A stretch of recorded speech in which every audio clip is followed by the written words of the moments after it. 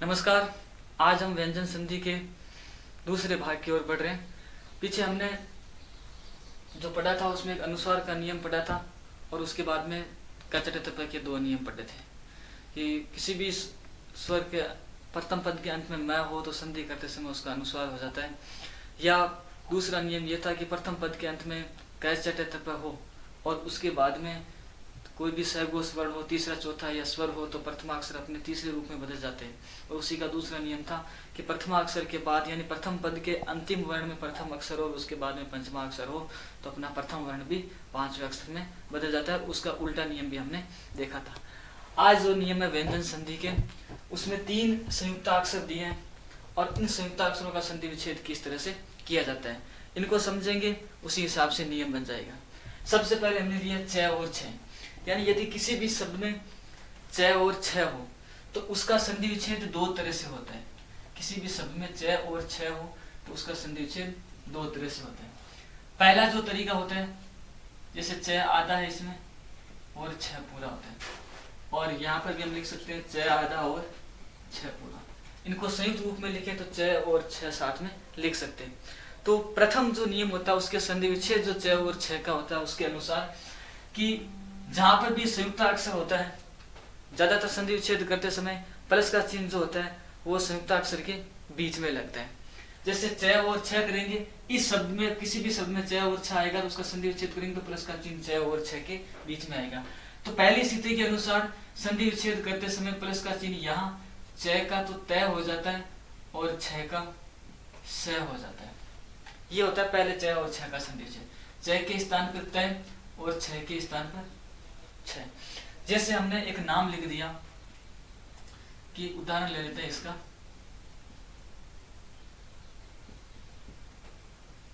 सच्छास्त्र। अब यहाँ संधि विच्छेद होगा सिर्फ च और छ का, यहाँ च और छ ले लिया, बाकी का जो शब्द जैसे सच्छास्त्र में आ की मात्रा इसको यहाँ लिख दिया और इसको यहाँ पे लिख दिया, इसी तरह से आगे वाले स को लिख दिया। अब संधि विच्छेद जहाँ संयुक्त अक्षर है वहां होगा तो च के स्थान पर तो करेंगे तय और छ के स्थान पर करेंगे स और नाम हो जाएगा सत प्लस शास्त्र। अब वापस इसका संधि करेंगे तो तय का संधि विच्छेद करते समय संधि युक्त पद बनाते समय तय का च हो जाता है, स का छ हो जाता है और नाम बन जाता है सच्छास्त्र। इसी तरह से एक बहुत ही ज्यादा एग्जाम में पूछा जाने वाला उदाहरण होता है, जैसे ये नाम आता है उच्छ्वास। अब इसमें शुद्ध शुद्धि में पूछा जाता है, कई बार इसमें गलती कर देते हैं, तो यहाँ जो हलंत होता है या नहीं होता है तो इसको हम देखेंगे। सबसे पहले उ च के स्थान पर तय करेंगे, छ के स्थान पर स करेंगे, आगे वास से लिख दिया तो नाम बना उत प्लस सवास। तो यहाँ पे हलंत होगा तो फिर ये स आधा होगा, तो सवास नहीं नाम श्वास सही होता है, इसलिए यहाँ उच्छ्वास में हलंत छ होता है। तो ये इसी का उदाहरण है, उच्छ्वास है, उच्छ्वसन है। एक नाम जैसे आप कर सकते हैं, जैसे सरच्छसी है, जैसे ये नाम लिख दिया सरच्छसी। सरच्छसी च और छ का च के स्थान पर तय कर दीजिए, प्लस का चिन्ह छ के स्थान पर स कर दीजिए, बाकी वाला पद आगे लिख दीजिए शरथ प्लस ये शशि इधर आ गया और नाम बन गया शरथ प्लस शशि। तो च और छ का पहला जो संधि विच्छेद होता है उसके अनुसार क्या होता है, च और च का तय और छ का स हो जाता है। ये 2-3 उदाहरण, इसके अलावा जैसे कई उदाहरण होते हैं श्रीमत प्लस शंकराचार्य, श्री मच्छंकराचार्य, तो ऐसे कई नाम होते हैं। दूसरा जो च और छ का संधि विच्छेद जो होता है जिसको आधा च और आधा छ कहते हैं, इसका संधि विच्छेद करते समय क्या कहते हैं, कई ऐसे उदाहरण होते हैं जहां च का सिर्फ लोप हो जाता है, च का सिर्फ क्या हो जाता है, लोप हो जाता है। जैसे एक नाम है अनु प्लस छेद, और जब संधि युक्त पद बनाएंगे तो नाम बनेगा अनुच्छेद, अनुच्छेद। तो यहाँ पे ये जो नियम है, नियम तो यह है कि स्वर के बाद में यदि स्वर के बाद में छ हो तो उससे पहले च का आगम हो जाता है। इस आधार पर व्यंजन संधि को आगम संधि भी कहा जाता है। ये भी एक अच्छा बिंदु है। व्यंजन संधि को आगम संधि क्यों कहते हैं, क्योंकि इसमें किसी भी तरह का परिवर्तन नहीं हुआ, एक नया ही व्यंजन वर्ण का आगमन हो गया है। तो यहाँ उ स्वर है, इसी तरह से हम करते हैं विच्छेद। अब विच्छेद जो शब्द है इसमें भी च और छ है, तो इसका संधि विच्छेद च और छ का दो तरह से होता है, या तो च के स्थान पर तय करेंगे और छ के स्थान पर स करेंगे, या संधि विच्छेद करते समय सिर्फ और सिर्फ च का लोप कर देंगे। तो इस विच्छेद शब्द में दो तरह से करेंगे, या तो च के स्थान पर तय करेंगे तो वित्त प्लस छेद होगा, या फिर वी प्लस लोप करेंगे तो छेद होगा। तो सही नाम वी और वी उपसर्ग और छेद मूल शब्द, तो इस हिसाब से ये होगा वी प्लस छेद। इसी तरह से एक नाम है जैसे वृक्ष प्लस छाया, अंतिम स्वर है क्ष में ए, वृक्ष च का आगम हो गया वृक्ष छाया। इसी तरह से एक शब्द है ई प्लस छा, च का आगम हो जाएगा। तो इस नियम में हमने दो चीजें सीखी, च और छ का संधि विच्छेद दो तरह से होता है। पहला तरीका या तो च के स्थान पर तय होगा और छ के स्थान पर स होता है। दूसरा, यदि छ से पहले कोई स्वर हो तो उसमें च का आगम हो जाता है। तो यहाँ हम देखते हैं, जैसे मान लीजिए एक नाम हमने ये लिख दिया कि जैसे सच्छास्त्र नाम लिख दिया, एक नाम लिख दिया हमने। अच्छा, च से पहले ये ऐश्वर है, छ से पहले भी स में ऐश्वर है, तो संधि युक्त पद में हमें पता नहीं चलता है। उनका दोनों तरह से आप संधि करेंगे तो टॉपिक अच्छे से क्लियर होगा। इसका आप सत प्लस शास्त्र करें तो अच्छा संधि सही संधि छेद होगा, या फिर स प्लस छास्त्र करेंगे तो छास्त्र शब्द का अर्थ नहीं निकलेगा। इसी तरह से यहाँ अत प्लस सा करेंगे या ए प्लस छा करेंगे तो सीधी बात है ए प्लस छा ही होगा। तो ये जो छ का नियम था, इसमें आप सिर्फ इतना ही लिखें कि च और छ का जो संधि विच्छेद होता है वो दो तरह से होता है। पहला तरीका तो क्या होगा कि सत, इसका उदाहरण आप लिख सकते हैं उत प्लस श्वसन और नाम बनेगा उच्छ वसन, उच्छ्वास। इसी तरह से एक शब्द होता है उच्छ्वास, उच्छ्वास ऊपर की ओर श्वास खींचना। उच्छ्वास जो होता है वो आपके तत्सम शब्द होता है, इसका तद्भव होता है उसास। उच्छ्वास का तद्भव क्या होता है? उसास। अब इसी तरह से दूसरा इसका होता है च और छ का स्वर प्लस छ, तो यहां होगा च का आगम, जैसे ए प्लस छा। अच्छा, तो ये हुआ आपका च और छ का। दूसरा होता है द और ध का। द और ध का भी संधि विच्छेद जो आपके च और छ का होता है उसी तरह से दो तरह से होता है। कई शब्द ऐसे होते हैं, जैसे हमें एक नाम दिया गया, यहां लिख देता हूं, एक नाम दिया गया आपको सद्धर्म, एक नाम दिया गया आपको पद्धति, एक नाम दिया गया आपको उद्धार। अब इन शब्दों में द और ध संयुक्त अक्षर है। जैसे छ और छ का दो तरह से संधि विच्छेद हुआ था, उसी तरह से द और ध का भी दो तरह से संधि विच्छेद होता है। तो पहला जो तरीका होगा उसके अनुसार ये द और ध, इसको इसी तरह से भी लिख सकते हैं, द आधा है और ध पूरा है। जो नीचे वर्ण होता है वो हमेशा पूरा होता है, तो ध पूरा है और द आधा है। तो यहाँ प्लस का चिन्ह करेंगे, द के स्थान पर तो करेंगे त और ध के स्थान पर करेंगे है। तो ये हो गया आपका। जैसे दूसरा तरीका रहेगा, इसी में एक और दूसरा तरीका होता है जहां आपको द और ध दिए रहते हैं, तो वहां द का तो तय हो जाता है और ध अपने स्थान पर बना रहता है। तो ये दोनों अलग अलग है, दो नियम है, ये भी दो नियम है, ये भी दो नियम है, लेकिन हम साथ में पढ़ रहे हैं। यानी लगभग व्यंजन संधि में 12-13 नियम होते हैं, लेकिन हम इनको 5 और 6 नियमों में कंप्लीट करेंगे। तो द और ध, इसमें जैसे हमने उद्धार नाम लिखा है तो उत प्लस हार, जैसे संधि उत्पत्ति जोड़ेंगे त का द हो जाएगा, है का ध हो जाएगा और नाम बन जाएगा उद्धार। यहां आप देखेंगे जैसे सत प्लस धर्म 33 में बदलेगा, ये पहला नियम के अनुसार बनता है आपके, और नाम बनता है सद्धर्म। यहां ऐसे नहीं होगा सत प्लस हरम कि हम देखते हैं तय के बाद में है हो। हाँ, नियम यह होता है कि तय के बाद में है हो तो तय द में और है ध में बदल जाता है उस नियम अनुसार। लेकिन एग्जाम में जो कठिनाई आती है वहां आप ये ध्यान रखें, द और ध किसी भी शब्द में हो तो उसका संधि विच्छेद दो तरह से करें। या तो पहला तरीका होगा उत प्लस हार, या होगा फिर पहला वर्ण, जैसे एक नाम आ गया पद्धति, तो यहाँ या तो करेंगे पथ, इसके अनुसार तो होगा पथ प्लस दति, और इसके अनुसार होगा पथ प्लस हति, तो इसका संधि विच्छेद होता है पथ प्लस हति। इसी तरह से तद्धित, तत् प्लस दह का है होगा हित, तद्धित का संधि विच्छेद होगा तत् प्लस हित। तो जिस तरह से च और छ के दो थे, उसी तरह से द और ध का संधि विच्छेद भी दो तरह से होता है। तीसरा जो संयुक्त अक्षर होता है वो भी महत्वपूर्ण है। देखो इस तीसरे में क्या करना है आपको, यहाँ च और च डबल च दिए गए है ना। दो तरह के वर्ण होते हैं, एक तो व्यंजन गुच्छ होते हैं और एक द्वितीय वर्ण होता है। कोई वर्ण यदि अपने ही वर्ण से स्वर रहित मेल करता है तो उसको आपके द्वितीय वर्ण कहा जाता है, और कोई वर्ण यदि अपने स्वर रहित दूसरे व्यंजन से मेल करता है तो उसको व्यंजन गुच्छ कहा जाता है। यानी ये जो शब्द है द, अगर यहाँ द दो होते हैं, द के साथ ही मेल करता है, जैसे च के साथ ही मेल करता है, तो इसको तो कहते हैं द्वितीय वर्ण, ऐसे वर्णों को कहते हैं द्वितीय। और अगर कोई वर्ण दूसरे वर्ण से मेल करता हो या दूसरे वर्ण के साथ संयुक्त होता हो, ऐसे वर्णों को कहा जाता है आपके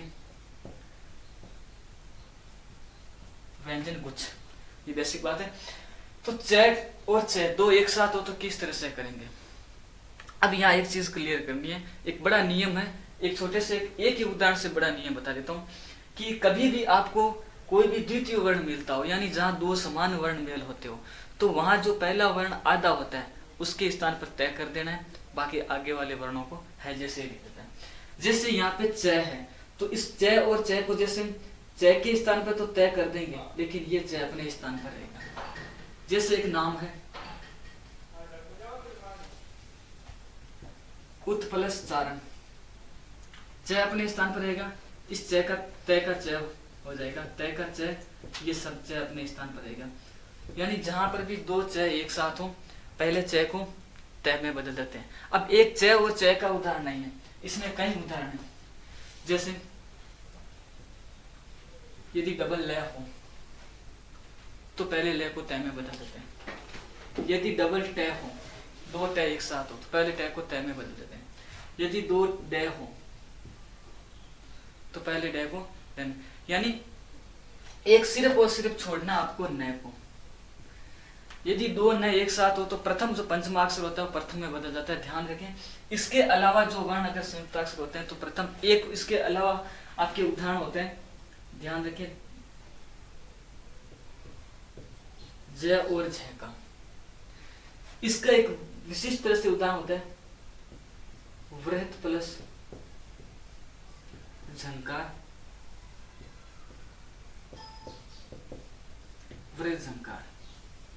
इसको आप विशेष रूप से याद करें, ये दो तीन उदाहरण होते हैं ऐसे। वृहत झंकृति आ सकता है झंकार की जगह, तो वृहत प्लस झंकार, तो यहाँ तय का क्या होगा, जय होगा। बाकी दो वर्ण जैसे लय के उदाहरण लेने, जैसे नाम आ गया तल्लीन, तो प्रथम लय इसको तय में बदल देंगे। नाम आ गया उल्लेख, प्रथम लय इसको तय में बदल देंगे। इसी तरह से तय, जैसे नाम आ गया तट्टिका, तो प्रथम तय को तय में बदल देंगे, तत् प्लस टीका। नाम आ गया उत प्लस डयन, उडयन। तो जो दो वर्ण संयुक्ताक्षर अगर क्या हो, द्वितीय वर्ण हो, अपने ही वर्ण से मेल करते हो, तो प्रथम वर्ण को तय में बदल देता है। सिर्फ और सिर्फ किसका उदाहरण नहीं रहना, नय का उदाहरण नहीं होगा। इसकी उदाहरण थी च और छ के, द और ध के, च और ज के। इसके साथ में आपको ध्यान में रखना है ज और झ का भी एक, ये एक स्पेशल उदाहरण है, विशेष उदाहरण है, क्योंकि यहाँ दो लय एक साथ आते हैं। बाकी को में ये ज और झ नहीं, ये व्यंजन गुच्छ है, फिर भी वहां पे क्या होता है, तय होता है। व्यंजन गुच्छ में भी इसी तरह का आपके उदाहरण मिलते हैं। तो ये आपके एक नियम हुआ, तीन संयुक्ताक्षरों का एक नियम, च और छ को दो तरह से संधि विच्छेद करें, द और ध का दो तरह से संधि विच्छेद करें, और च के साथ में ल ल ट ट ड ड और इनका भी संधि विच्छेद करें, ज और झ का। और जब हमारी क्वेश्चनों की श्रृंखला चलेगी, पेपर सेट चलेंगे, तो इनको हम और बहुत अच्छे तरीके से समझते चलेंगे आगे। इनको एक बार आप अपनी जो भी आपके पास सहायक सामग्री है, शिक्षण सामग्री है, उससे इनको आप बहुत ज्यादा उदाहरण देकर क्लियर करने का प्रयास करें। इसके बाद में हम चलते हैं अगले उदाहरण की ओर। ये जो तीन हमने संयुक्त अक्षर पढ़े, ये वास्तव में अलग अलग 5 नियम थे, लेकिन हम शॉर्ट रूप में या हम बहुत जल्दी और बहुत सटीक सीखने के लिए ये हमारे इस तरह से हमने बहुत ही शॉर्ट में लिया इसको, क्योंकि इनमें से बहुत ज़्यादा उदाहरण आपके प्रयोग में लिए जाते हैं। इसके बाद में अगला नियम देखो आप, चौथा जो नियम इस संधि का है, हालांकि नियम इस संधि में कोई फिक्स नहीं है, कई जगह जैसे 10 नियम है, कहीं 11 है, कहीं 12 है, लेकिन अब देखिए अगला नियम जिसको हम चौथा नियम कह सकते हैं, ये कोई फिक्स नहीं है कि यही चौथा होता है, कोई भी नियम ऊपर नीचे हो सकता है। तो देखिए इसके बाद में चौथा नियम होता है शाब्दिक नियम होता है। एक तो परि शब्द हो, सॉरी परि उपसर्ग हो या सम उपसर्ग हो, परि हो सम उपसर्ग हो। संस्कृत में तो ऐसे बोला जाता है इस नियम को कि परि और सम उपसर्ग के बाद में कृ धातु से बना कोई शब्द हो, परि और सम उपसर्ग के बाद में कृ धातु से बना कोई शब्द हो। हिंदी में ऐसा कह सकते हैं, हिंदी में कृ से नहीं कैसे शब्द आते हैं, तो हिंदी में कह सकते हैं कि परि और सम उपसर्ग के बाद कैसे बना कोई भी शब्द आ जाए। तो संधि युक्त पद बनाते समय इस परि और इस कै के बीच में इस मूर्धन्य स का आगम हो जाता है। सम और इस क्री के बीच में दंत्य स का आगम हो जाता है, और ये जो मैं होता है इसका हो जाता है आपके अनुस्वार। जैसे परि प्लस कार, परि और कार, परि के बाद हमने कार शब्द जोड़ा, कृ धातु से बना हुआ कै शब्द आया, तो इन दोनों के बीच में इस स का आगम हो जाएगा और नाम बन जाएगा परिष्कार। अब इससे बनने वाले कई शब्द होंगे, जैसे परि प्लस कारक, परि प्लस कर्ता, परि प्लस कृत, परि प्लस कारक, तो ये क्रम से शब्द बनते जाएंगे, परिष्कारक, परिष्कर्ता, परिष्कृत और परिष्कारक या परिष्कारी। दूसरा नियम होता है सम प्लस कृ धातु से बना शब्द, तो उनके बीच में इस दंत्य स का आगम होता है और मैं का हो जाता है अनुस्वार। जैसे हमने नाम लिखा सम प्लस कार, इनके बीच में दंत्य स का आगम होगा और मैं का अनुस्वार इसके ऊपर चला जाएगा, इस मैं का तो अनुस्वार हो जाएगा, इनके बीच में स का आगम हो जाता है और इसलिए इसका नाम हो गया संस्कार। इसीलिए संधि को आगम संधि भी कहा जाता है, कई वर्णों का बिना परिवर्तन में सीधा आगमन हो जाता है। अब इस सम प्लस कार से आप संस्कार जो नाम बना, इससे कई नाम बना सकते हैं, जैसे सम प्लस कारी संस्कारी, सम प्लस कारक संस्कारक, सम प्लस कृत संस्कृत, सम प्लस कारित संस्कारित, है ना। तो इस तरह से संस प्लस करण संस्करण, तो इससे शब्द बनेंगे सारे परि और सम उपसर्ग के बाद। परि के बाद में कैसे बना शब्द, कृ धातु से बना कोई भी शब्द हो तो इन दोनों के मध्य मूर्धन्य स का आगम हो जाता है, और सम के बाद में कैसे बना शब्द हो तो दंत्य स का आगम हो जाता है और मैं का क्या हो जाता है अनुस्वार हो जाता है। इसी नियम में एक शाब्दिक नियम और जोड़ते हैं, यानी इतनी देर दो वर्णों में परिवर्तन हो रहा था, तो अब इसमें एक शाब्दिक नियम आपके होता है, ज्यादातर बहुत बार एग्जाम में पूछा जाता है, इसको हम सीधा कह सकते हैं कि अहन की संधि। अहन जो शब्द होता है इसका अर्थ होता है दिन। ये एक विशेष तरह की संधि होती है कि अहन, यहां न का महत्व नहीं रहेगा। यदि प्लस के चिन्ह के इधर अहन हो, यदि प्लस के चिन्ह के इधर पूरा शब्द देखना पूरा अहन हो, और उसके बाद में रे को छोड़कर, उसके बाद में रे को छोड़कर कोई भी वर्ण हो, अहन पूरा नाम देखना अहन हो, उसके बाद में रे को छोड़कर कोई भी वर्ण हो, तो जो अहन होता है उसका हो जाता है आपके अहर। यानी ये जो अहन होता है इसका अहर हो जाता है, आगे वाले वर्ण में कोई परिवर्तन नहीं होता है। यानी अहन के बाद में रे को छोड़कर, जैसे हमने नाम लिख दिया अहन प्लस निशा, अब पहला जो वर्ण आया वो न आया है, रे को छोड़कर आया, तो इस अहन का अहर हो जाएगा और आगे वाला शब्द है जैसे हो जाएगा निशा। इसमें अंत में आ का लोप हो जाता है और नाम बनता है अहर निस। इस रे को यहाँ रेफ के रूप में लगा देते हैं तो नाम देता है अहर निस। निशा का मतलब रात, अहन का मतलब दिन, रात और दिन। इसी तरह से एक नाम होता है। दूसरा उदाहरण आ गया, जैसे अब एक उदाहरण के अलावा दूसरा ही आ जाए कि अहन के बाद में रे से शुरू होने वाला कोई शब्द हो, र से शुरू होने वाला कोई शब्द हो, तो जहां अहन के स्थान पर अहर हो रहा था वहीं अहन के स्थान पर अहो हो जाता है। जैसे एक उदाहरण कि अहन प्लस रात्रि, और अहन के बाद में र से शुरू होने वाला शब्द है तो अहन का अहो हो जाएगा और नाम बनेगा अहो रात्रि। और अंतिम जो ई होता है ई, इसका लोप हो जाता है और नाम बनता है अहोरात्र। निशा में आ का लोप हो जाता है, रात्रि में ई का लोप हो जाता है। देखिए एक शब्द है नवरात्रि, नवरात्रा, नवरात्र, नवरात्र। आपको पूछ लिया जाए इनमें से शुद्ध शब्द का चयन कीजिए। नवरात्रि, नवरात्रा, नवरात्र और नवरात्र। तो यहां आप देखेंगे कि चारों में नव शब्द कॉमन है,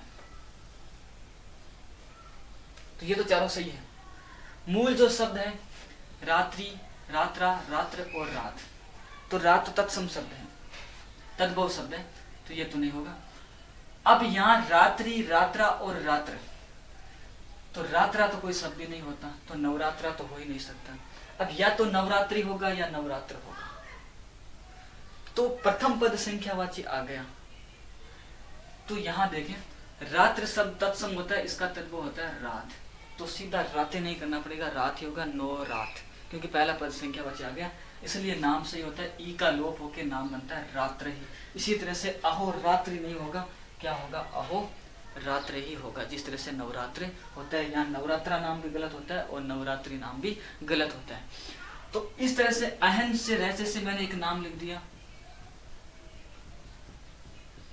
अहन प्लस रूप, रे से बना हुआ शब्द है तो अहन का अहो हो जाएगा, अहो रूप। और रे को छोड़कर कोई दूसरा शब्द आ जाए तो यहाँ अहन का क्या हो जाता है, अहर हो जाता है। जैसे एक नाम लिख दिया अहन plus on.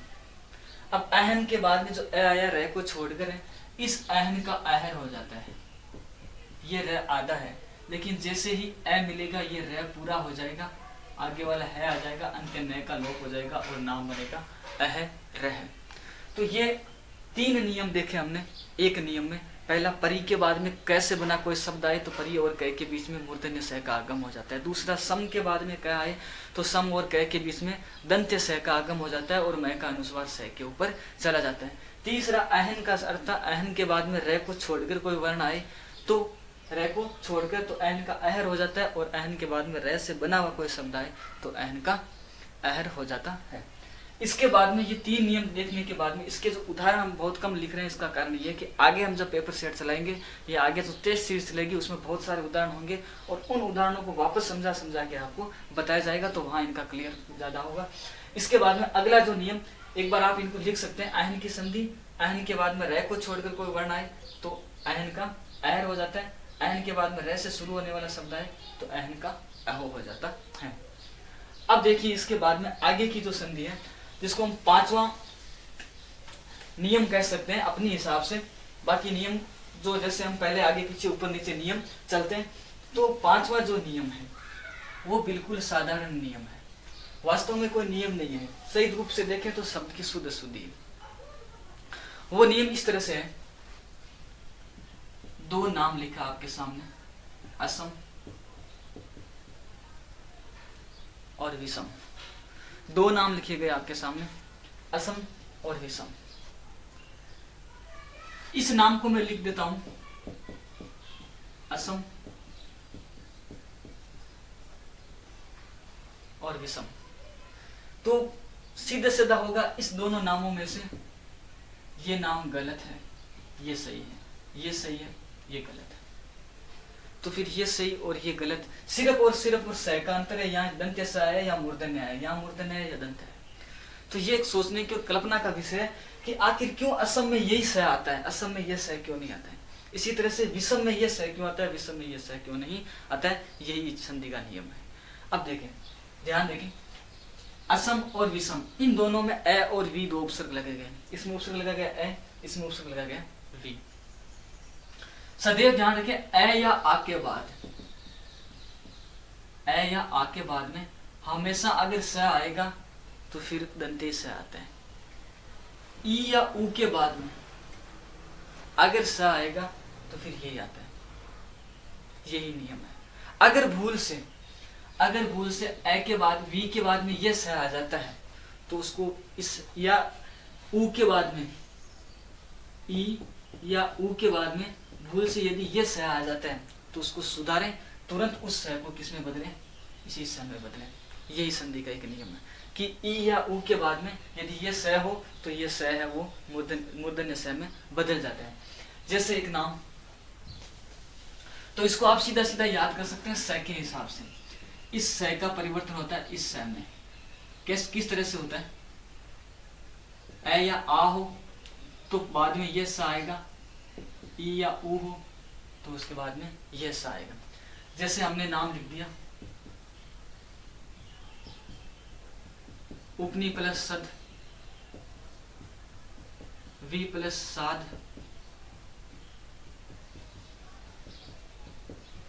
Knee plus सेध, we plus से।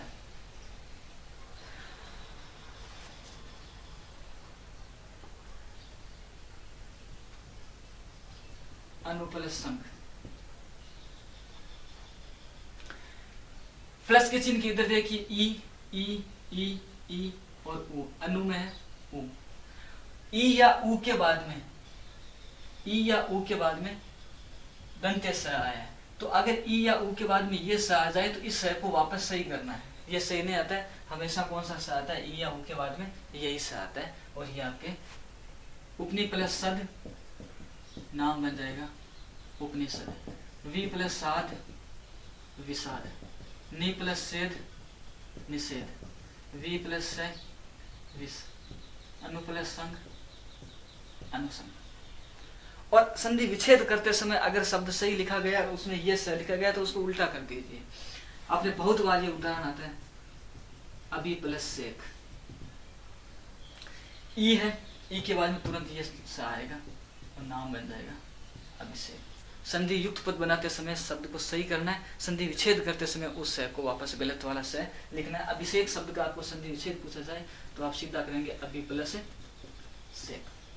तो इस तरह से ये आपके ई या ऊ के बाद में स का नियम रहा। इसके आगे छठवां नियम देखिए आप, ई री रे और स, इनके बाद में न हो, ई री रे स के बाद में न हो तो न का परिवर्तन हण में हो जाता है। ये जो न है शब्द बनाते समय किसमें बदल जाएगा, हण में बदल जाएगा। पहला उदाहरण ई का ले सकते हैं, जैसे परि प्लस नाम, परि प्लस नाम, लास्ट में ई है और न आ गया, आते ही न हण में बदल जाएगा परिणाम। री का उदाहरण ले लीजिए, री प्लस न, री के बाद में न आया, न हण में बदल जाएगा। रे का उदाहरण भी कई सारे, स का देख सकते हैं, विष प्लस नु, इसी तरह से कृष प्लस न, इसका नाम बनेगा आपके विष्णु, इसका नाम बनेगा आपके कृष्ण। तो इस तरह से ई री रे स के बाद में कभी भी न हो तो संधि युक्त पद बनाते समय न का हण हो जाता है। कई उदाहरण है, जैसे प्र प्लस न, परि प्लस न, प्र प्लस नीत, प्र प्लस नथ,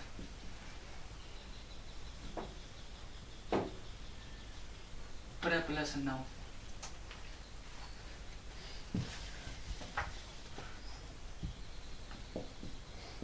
परि प्लस नीत, प्रि प्लस नति। और ये तो पहला शब्द बनेगा परणे, परिणे, परिणीत, परिणत, प्रणव, परिणीत, परिणति। युग्म शब्दों में भी ये शब्द कई जगह काम में आते हैं। प्र प्लस ने, परणे, पढ़ने का अर्थ होता है आपके प्रेम, परिणय का अर्थ होता है आपके विवाह, परिणीत का अर्थ होता है रचित, परिणत का अर्थ होता है झुकावा, प्रणव का अर्थ होता है नया, परिणीत का अर्थ होता है विवाहित, और परिणति का अर्थ होता है अंतिम फल, अंतिम परिणाम या अंतिम इच्छा। आखिरी जो नियम इस व्यंजन संधि का है वो वास्तव में नियम संधि नहीं है, वहां सिर्फ संयोग है। और वो संयोग कैसा है? सीधी साधारण बात है कि तय के बाद में क, त, थ, प और स हो तो संधि करते समय तय अपने मूल रूप में बना रहता है। उत प्लस कर्ष, उत्कर्ष, तत् प्लस पर, तत्पर, उत प्लस पाठ, उत्पात, उत प्लस साह, उत्साह। तो ये मूल रूप में ही बने रहते हैं। तो ये संधि नहीं, ये संयोग है। तो ये आपके 6 नियमों में हमने एक नियम में 2-2, 3-3 नियमों को एक साथ में विवेचन किया, तो लगभग 10-12 नियम थे वो आपके व्यंजन संधि के समाप्त हो गए। इसके साथ ही व्यंजन संधि समाप्त हो गई और इसके जो अपवाद है वो आखिरी पूरी संधि समाप्त होने के बाद में हम एक साथ पढ़ेंगे। धन्यवाद।